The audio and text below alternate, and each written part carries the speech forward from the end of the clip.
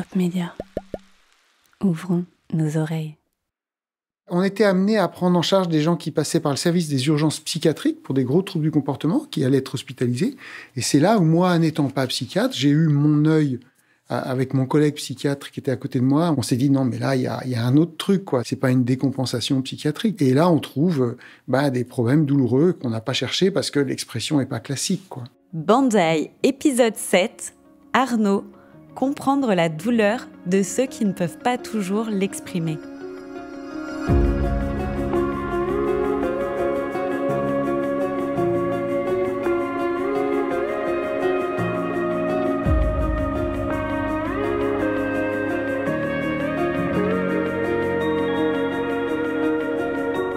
Hello et bienvenue dans Banzai, le podcast qui donne la parole aux personnes qui vivent avec des douleurs chroniques. Moi, c'est Anaëlle et je vis avec des douleurs chroniques depuis de nombreuses années. J'en ai fait ma force en devenant patiente partenaire et cofondatrice de l'association Les Algonautes. Ensemble, nous accompagnons des personnes qui, comme moi, connaissent la douleur au quotidien.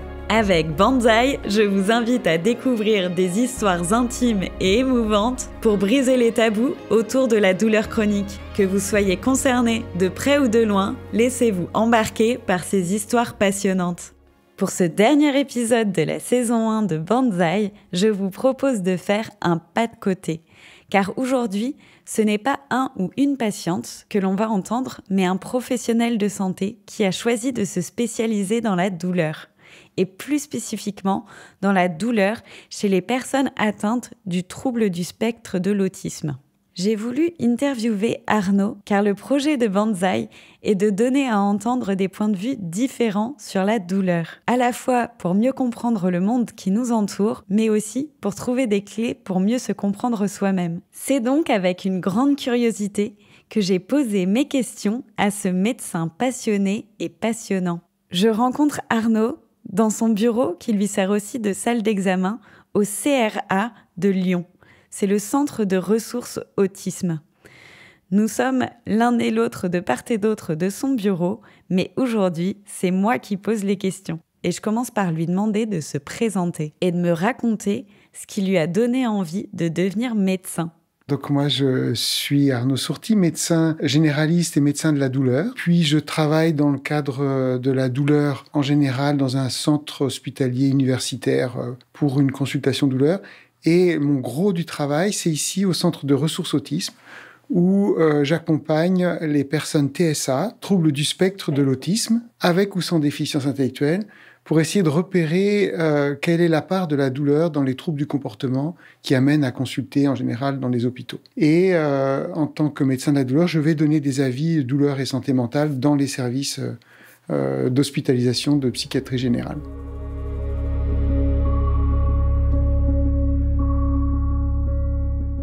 Je pense comme beaucoup de jeunes après le lycée, on ne sait pas trop ce qu'on veut faire. Moi, j'avais une envie, c'était de partir en Afrique. Et j'ai fait médecine pour partir en Afrique. Et c'est ce que j'ai fait. Je suis parti 2 ans en Afrique après.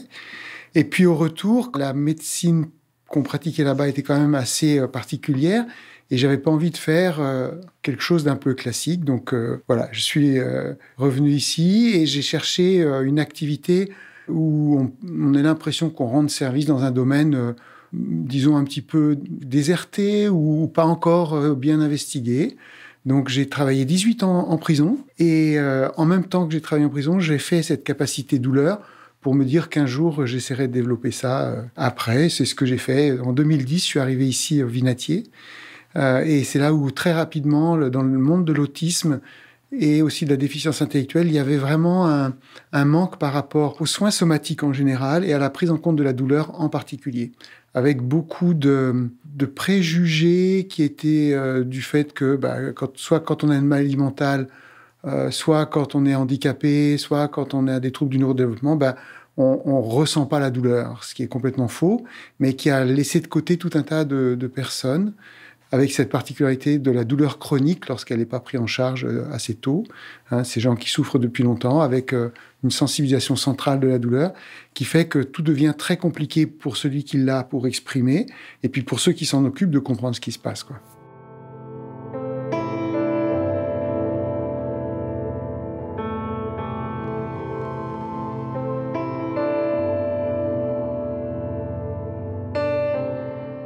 En médecine, dans nos études de médecine, il y a plein de domaines qui sont un peu survolés. La douleur en particulier, vraiment. Et puis, j'avais dans mon entourage des gens qui avaient des douleurs importantes pour lesquelles je trouvais que la prise en charge n'était pas optimale. Et puis que je pense que quand on est médecin généraliste, on n'est par définition pas spécialiste, ce qui est, à mon avis, intéressant parce qu'on touche un peu à tous les domaines. Et la douleur, c'est une spécialité en soi, mais c'est une spécialité large qui touche tous les champs. Et pour un médecin généraliste, je trouve que c'est intéressant de s'investir dans ce champ-là. Quand j'ai fait la capacité, il y avait surtout des anesthésistes, des neurologues, des rhumatos, et très peu de médecins généralistes. Et je pense que après, le problème, c'est que on a tendance à ne voir que sa spécialité. Or, je crois que ça reste dans un domaine très général, la douleur. Mais comment un médecin généraliste qui a longuement travaillé en prison se retrouve-t-il à se spécialiser dans la douleur chez les personnes TSA ? C'est les opportunités, on va dire ça comme ça. Quelquefois, on choisit pas forcément vraiment, mais il se trouve que après avoir fait 18 ans de prison, je trouvais que c'était un peu long. Et quand j'ai cherché un petit peu, est-ce que je pourrais développer la douleur ailleurs, dans un autre endroit, rapidement, j'ai eu l'opportunité d'avoir un poste qui se créait ici dans le cadre de ces personnes TSA, TND, donc troubles du neurodéveloppement, et d'intégrer une équipe mobile autisme qui avait besoin d'un médecin aussi. Donc, en fait, c'est à la fois un choix et une opportunité et un hasard. C'est un peu tout ça qui s'est mélangé, quoi. J'avais travaillé un petit peu dans le handicap, mais pas beaucoup. En plus, dans nos études, on ne nous en parle pas. Et du coup, j'ai trouvé ça intéressant. Ça reste des personnes vulnérables. Voilà, c'est ça qui m'a intéressé. C'est la vulnérabilité et l'humanité. Arnaud commence à faire le lien entre douleur et troubles du comportement grâce à l'observation de patients qu'il rencontre à l'hôpital. On était amené à prendre en charge des gens qui passaient par le service des urgences psychiatriques pour des gros troubles du comportement, qui allaient être hospitalisés. Et c'est là où moi, n'étant pas psychiatre, j'ai eu mon œil avec mon collègue psychiatre qui était à côté de moi. On s'entendait vraiment très bien. On s'est dit, non, mais là, il y a un autre truc. C'est pas une décompensation psychiatrique. Et là, on trouve des problèmes douloureux qu'on n'a pas cherchés parce que l'expression n'est pas classique, quoi. Il n'y a rien de normé, on va dire. C'est surtout une modification du comportement, en fréquence d'abord, en intensité, apparition d'automutilation dans un bon nombre de cas. Et surtout, chez les personnes TSA, il y a souvent des particularités sensorielles par rapport au bruit, par rapport à la lumière, par rapport au toucher. Et dans le cadre de la douleur, ces particularités-là explosent. Donc, c'est des gens qui supportaient un casque, ne le supportent plus, supportaient certains vêtements, ne les supportent plus. Et puis, il y a cette particularité dans le cas de la déficience intellectuelle du langage qui fait que pour ceux qui parlent, on a l'impression qu'ils comprennent. Ça, c'est pas du tout évident. C'est souvent de l'écholalie. Et donc, ils vont répéter ce qu'ils ont entendu ou nos questions vont induire les réponses. T'as mal à la tête? Oui, j'ai mal à la tête. Mais on peut leur montrer le ventre en disant ça. Ils vont dire, oui, j'ai mal à la tête. Donc, c'est tout un tas de particularités que l'on commence à comprendre quand on s'occupe de ces personnes-là. Mais si on n'en a jamais vu et qu'on en reçoit en consultation, on peut être piégé très, très rapidement. Puisque j'ai mal à la tête, ça peut peut-être vouloir dire, je veux voir un médecin, simplement.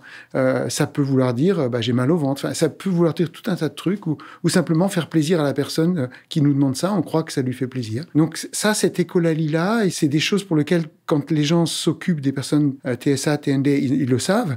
Mais quand on n'en a jamais vu, souvent on se fait piéger.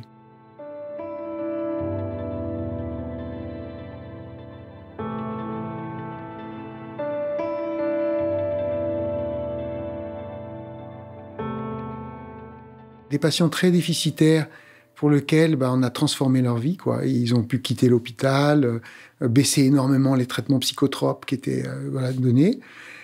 Pour les patients non déficitaires, donc on a commencé à essayer de recueillir ce qu'on appelle les fables autistiques. Donc c'est des patients, pour l'instant il y en a 3 qui ont répondu. Ce sont des patients que je suis moi en consultation douleur chronique ici, et qui sont TSA, qui n'ont pas de déficience intellectuelle et qui ont été en capacité, parce qu'il faut quand même un bon niveau, d'écrire une fable sous forme de fable de La Fontaine pour dire un petit peu leur douleur. Et c'est extraordinaire. C'est vraiment extraordinaire ce qu'ils ont pu faire. Quand on lit ces fables-là, en tout cas au moins l'une d'entre elles, ça vaut toutes les formations.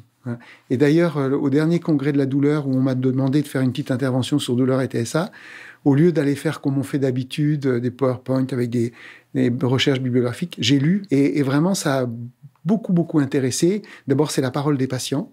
Et en plus, c'est extrêmement bien fait sous forme d'une fable, donc avec des animaux.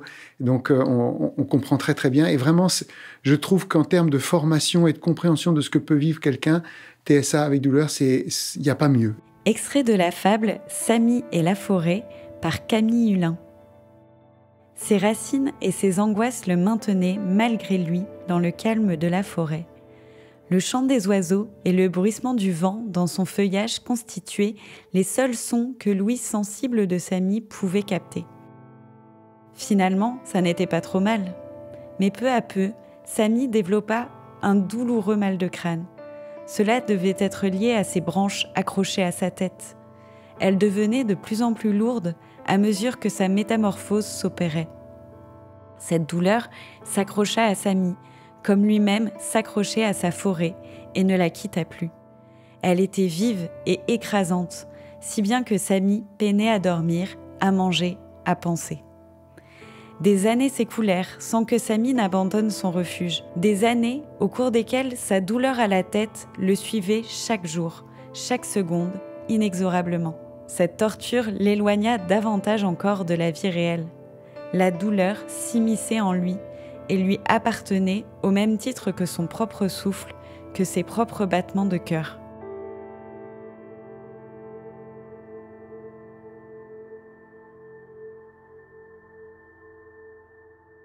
Ce qui est un peu ennuyeux chez les personnes qui n'ont pas de déficience intellectuelle, c'est que ils ont tardé à être pris en charge, ils ont été mal accueillis très souvent, parce que c'est des gens qui viennent souvent avec un grand sourire, alors qu'ils souffrent énormément. Donc le médecin en face, il se dit ça va, ça va, tout va bien, quoi. Et puis le fait d'avoir ces particularités sensorielles importantes, surtout au niveau tactile pour beaucoup, les font étiqueter fibromyalgiques. Donc quelqu'un qui connaît pas les TSA et qui voit un TSA douloureux, il va forcément donner le diagnostic de fibromyalgie, ce qui est une grave erreur à mon avis. Donc ça, c'est vraiment un problème, je pense. C'est pour ça qu'il y a besoin quand même de formation. Et puis après, il y a tous ceux qui, comme ils arrivent mal à s'exprimer, comme quelquefois ils sont un petit peu rigides, ou alors qu'ils ont lu tous les articles avec les petits points, machin, truc chouette, ils en savent plus que le soignant qui est en face. Et si on manque un peu d'humilité, nous les soignants, on les renvoie avec de la morphine pour être débarrassés. Et c'est très grave, à mon avis, parce que la morphine n'a jamais aidé les personnes qui ont des particularités sensorielles. Au contraire, ça les aggrave, quoi. Voilà. Surtout quand on le donne un peu, histoire de dire, avec ça, au moins, vous ne souffrirez pas, ce qui est complètement n'importe quoi, en fait.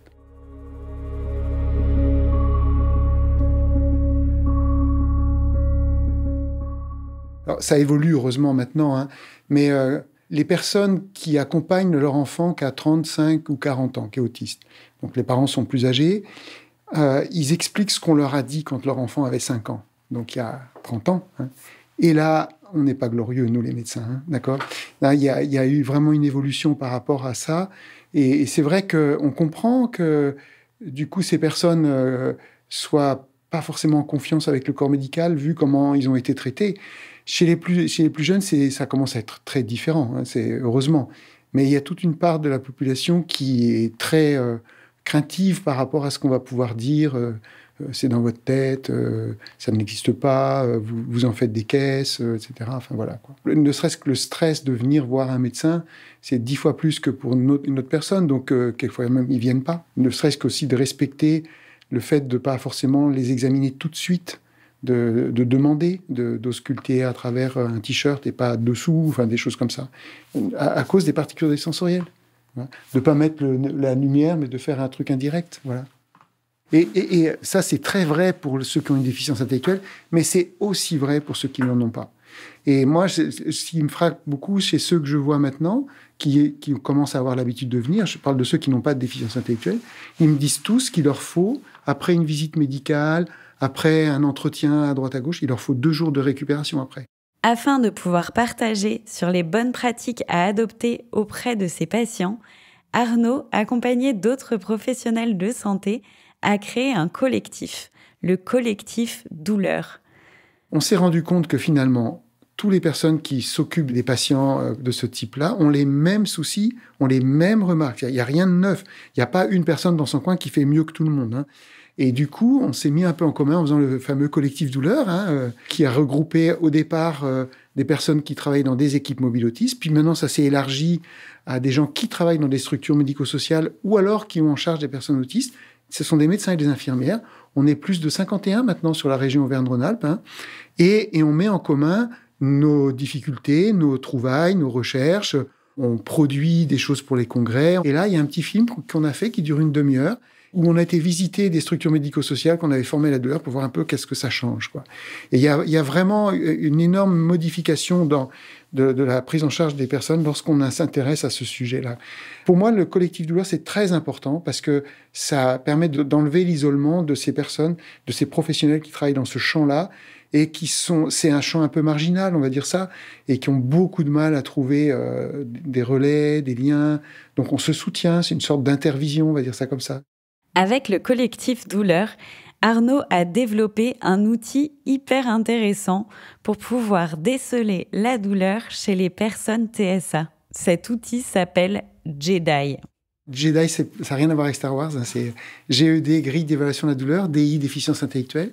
C'est une grille qui permet de repérer la douleur chez les personnes avec une déficience intellectuelle. Et nous, on l'a un tout petit peu modifié pour les TSA. Parce qu'ils ont un système de cotation qui permet de tenir compte des particularités comportementales, même à l'état de base. C'est-à-dire que des gens qui vont bien, on fait une grille, on ne tombe pas sur 0. On tombe sur un certain chiffre. Et quand les gens ont une douleur, on va refaire une grille sur un temps long et on va comparer avec cette grille de base. Quelqu'un qui crie, c'est peut-être parce qu'il est content. C'est peut-être parce qu'il a vu un oiseau. Donc, s'il faut que je cote, moi, crie oui ou non, et que ça va m'indiquer s'il y a une douleur, ça ne va pas me donner d'informations. Ce système de cotation, il va de 0 à 3 en fonction de la fréquence. 0, c'est pas du tout observé. 1, un petit peu. 2, oui, souvent. Et 3, toute la journée. Donc, quelqu'un qui crie habituellement, dans sa grille de base, probablement, il y aura 1, peut-être 2. Et s'il crie parce qu'il a mal, il y aura probablement 3. Quand on est à plus 6 d'écart entre la grille de base et la grille refaite au moment des troubles du comportement, alors la probabilité pour qu'il y ait une douleur est importante. C'est comme ça que ça fonctionne. Je trouve cet outil hyper intéressant. Mais il me semble qu'il donne des indications uniquement sur des douleurs aiguës. Alors que se passe-t-il si la personne souffre de douleurs chroniques ? Ce qu'on sait maintenant avec le collectif, puisqu'on utilise depuis 10 ans cette grille, c'est qu'on s'attend à ce que la fourchette des gens qui vont bien se situe entre 6 et 15. Si on fait une grille en pensant que c'est une grille de base et qu'on obtient 25-30, c'est tellement au-dessus de la fourchette que probablement il s'agit de quelqu'un qui souffre et on s'est habitué à ces troubles du comportement, on s'est adapté, mais que finalement il souffre. C'est souvent des scores élevés quand même. Je suis admirative de voir tout le travail que fait Arnaud pour pouvoir déceler et prendre en charge la douleur des personnes qui ne peuvent pas l'exprimer comme les autres. Et j'en viens à me demander si ce travail auprès des personnes TSA l'aide à mieux comprendre la douleur chez les personnes qui ne sont pas TSA. Alors, c'est en parallèle, c'est-à-dire que dans les consultations à Lyon Sud, ou quand je vais donner des avis pour douleur et santé mentale, la formation de la douleur, ça nous apprend les voies de la douleur, ça nous apprend les traitements, mais ça nous apprend aussi ce que c'est que la douleur chronique. Qu'est-ce qui fait qu'au bout d'un certain moment, il y a une sensibilisation centrale au niveau du cerveau et de la moelle de la douleur et que même si localement tout a disparu, eh bien la douleur peut continuer d'exister parce que l'information est traitée à un autre niveau, quoi. Donc ça c'est vrai chez tout le monde. La différence chez les TSA, c'est l'expression et la prise en charge, mais sinon c'est la même chose, c'est les mêmes mécanismes.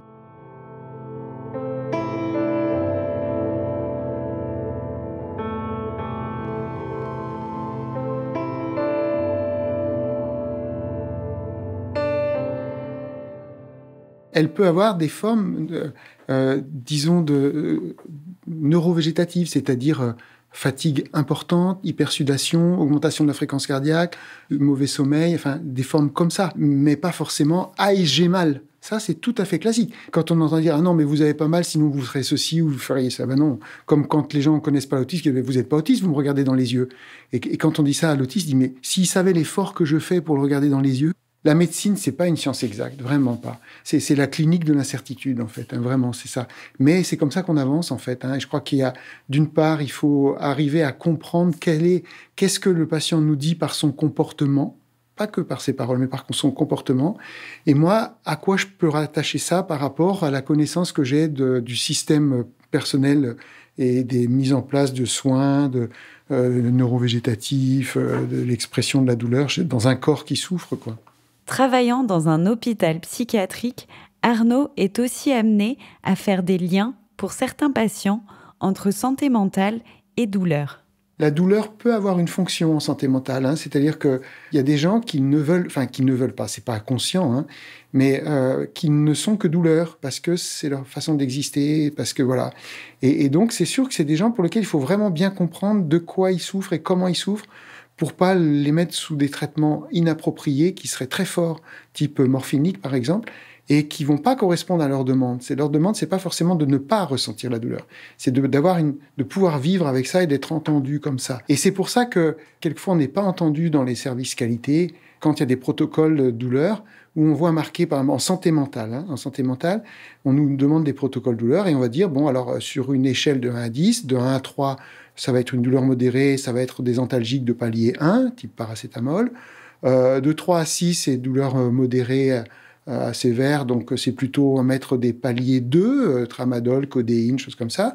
Et puis de 6 à 10, c'est douleur sévère, donc il faut mettre de la morphine. Eh bien, faire ça en santé mentale, c'est une ineptie, c'est catastrophique, ça n'a aucun sens, aucun sens. Les fibromyalgiques, ils seraient tous sous morphine avec un protocole comme ça. Hein. Donc ça, c'est vrai dans les douleurs cancéreuses, mais uniquement dans les douleurs cancéreuses. Dans les autres douleurs, non. On va rechercher de quoi on a besoin, et c'est pas simplement la cotation qui va indiquer le traitement qu'on prend. Voilà.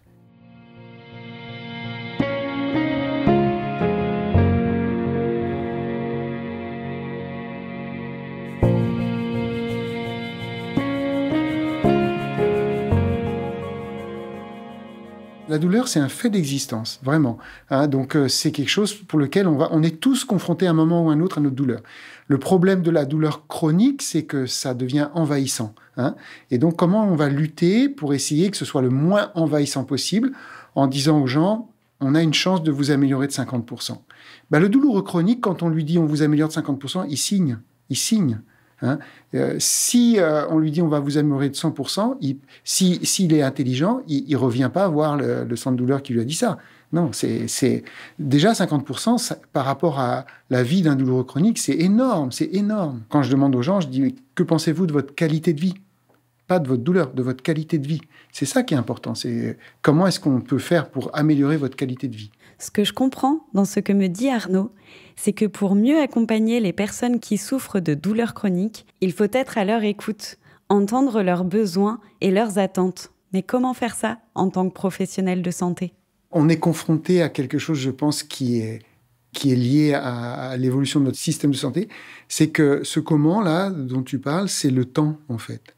Et en fait, le temps, souvent, on ne l'a pas ou on ne le prend pas. Il faut beaucoup de temps. Il faut accepter aussi que ça ne marche pas toujours du premier coup, etc. Dans les centres de douleur, quelquefois, on nous dit « Ouais, mais vous ne devez pas suivre les gens, vous devez donner un avis, etc. » Mais c'est idiot parce qu'on ne trouve jamais du premier coup. On a besoin d'adapter nos pratiques. On a besoin de se dire « Ah, mais oui, alors là, finalement, on a balayé un peu de ce côté-là. Finalement, il apparaît que c'est plutôt ça, etc. » Voilà. Et ce que je comprends dans le témoignage d'Arnaud, c'est qu'il faut aussi travailler en équipe. Absolument. Je t'invite à lire David Le Breton. Il a écrit un bouquin qui s'appelle Tenir. Il est très bien ce livre-là parce que souvent les gens disent mais comment on différencie la douleur physique de la douleur psychique ? Je dis lisez Tenir. Ce que dit David Le Breton sur la souffrance, c'est ni physique ni psychique. C'est un truc, une lettre que vous avez sur votre bureau que vous avez en souffrance là. Vous savez pas comment traiter cette lettre-là. Vous aimeriez bien que quelqu'un d'autre la prenne en charge et que finalement pour vous en sortir il va falloir être plusieurs. C'est ça la souffrance. C'est un truc qui touche plein de spécialités, plein de portes d'entrée, et on ne peut pas s'en tirer tout seul. Voilà, moi je trouve ça très très bien. On ne peut pas s'en tirer tout seul, et comme on l'a vu avec les personnes TSA, il est aussi important de trouver les outils adaptés pour bien diagnostiquer la douleur. Alors je demande à Arnaud quels sont les outils qu'il privilégie. Il y a tout un tas d'outils qui existent et qui aident bien. Alors surtout, par exemple, dans les douleurs neuropathiques, où on va chercher certains signes, mais il en faut plusieurs. Et jamais un signe tout seul, ça suffit pas. Le fait de pleurer, c'est peut-être que j'ai mal, mais peut-être que je suis ému, peut-être que j'ai plus les oignons. Enfin, il y a plein d'possibilités de pleurer, donc ça suffit pas comme signe. Et bien dans la douleur, c'est ça. Il nous en faut toute une association. Il faut rester cliniciens en disant que c'est des outils qui nous disent, voilà, on va essayer d'objectiver d'abord et de quantifier cette douleur. Souvent, on utilise les échelles visuelles analogiques, le VA. Donc, on va vous dire, entre 1 et 10, vous avez mal comment? Mais c'est difficile pour une personne, ça. Et la personne qui a trop mal, elle va dire 12. Voilà. Donc, ça veut dire quoi? Ça veut dire qu'elle a très mal. Donc, moi, je préfère dire, vous avez mal comment? Un peu, beaucoup, moyen, etc. Il faut se rappeler qu'on est dans du subjectif.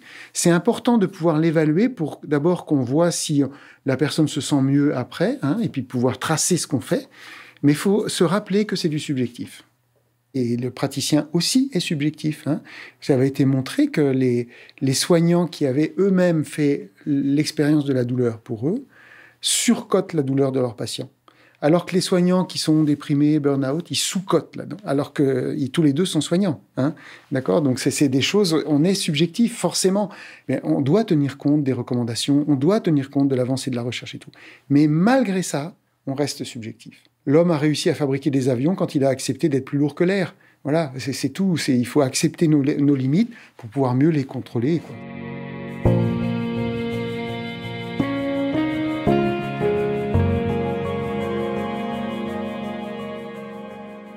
Je trouve que ce qu'il faudrait qu'on arrive à développer, c'est toutes les prises en charge non médicamenteuses. D'avoir des projets sur la réduction de l'anxiété qui fait que la douleur prend des proportions énormes. Mais souvent, si on arrive à traiter l'anxiété, on permet de modifier le seuil de la douleur. Donc ça, je pense que ça, c'est important. Toutes les techniques de relaxation par la respiration, ça marche bien.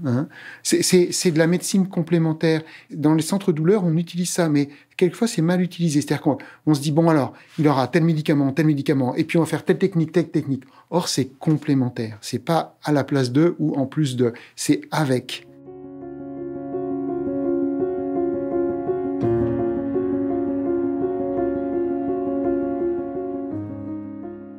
Mais les gens qui sont pas soignants et qui font que de l'administration de la santé, ils savent pas ça. Je pense qu'il y a une relation qui s'est abîmée entre nos décideurs et les décideurs de la santé et les soignants.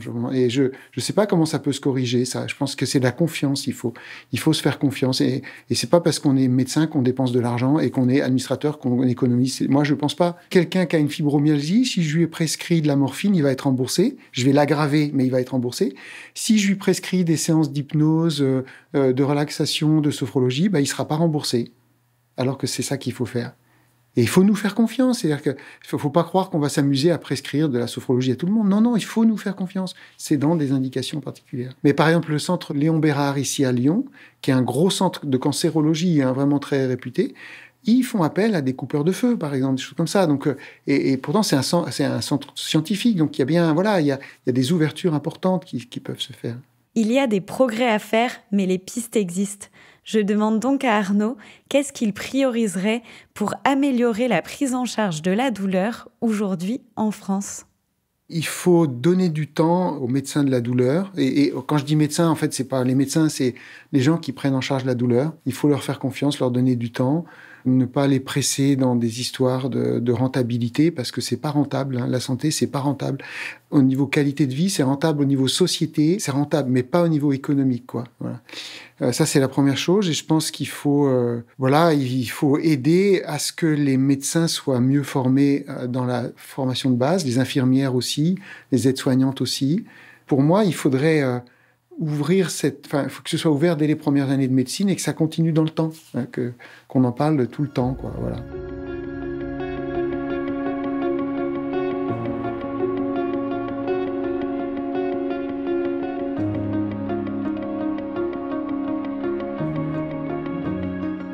Pour que ça puisse être inclus dans les possibilités de travailler, pas forcément à temps plein, mais parce que faire que de la douleur à temps plein, c'est difficile, parce que c'est lourd. Les douleurs chroniques, c'est des gens qui souffrent beaucoup, donc il faut être capable de prendre ça, d'avoir une supervision, des choses comme ça.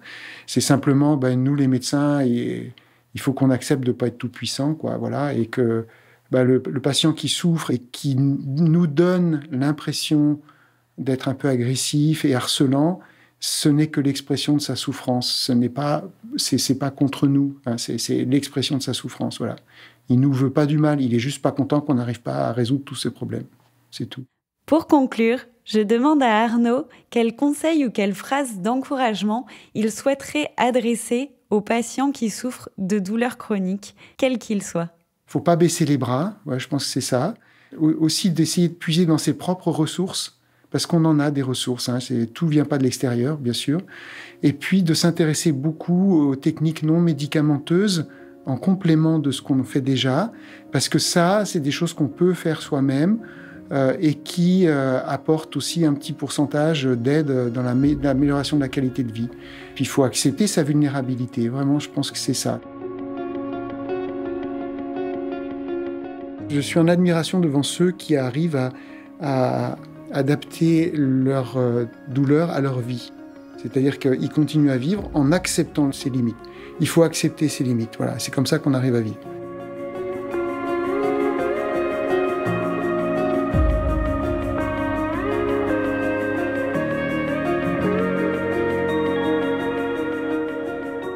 Un grand merci à Arnaud d'avoir répondu à toutes mes questions. Je trouve ça génial de croiser la route de professionnels de santé qui prennent le sujet de la douleur à bras-le-corps. Et d'autant plus ici, pour aider des personnes qui ne peuvent pas toujours s'exprimer comme les autres. Vous trouverez en description de cet épisode le lien vers les fables autistiques qu'ont écrit les patients d'Arnaud. Si vous avez aimé le témoignage d'Arnaud, n'hésitez pas à liker ou à me le dire en commentaire. Banzai fait une petite pause pour l'été. Ce sera l'occasion de réécouter les épisodes de la saison 1 que vous avez préférés. Et on revient en septembre avec de nouveaux témoignages. Donc je vous dis à très bientôt dans Banzai.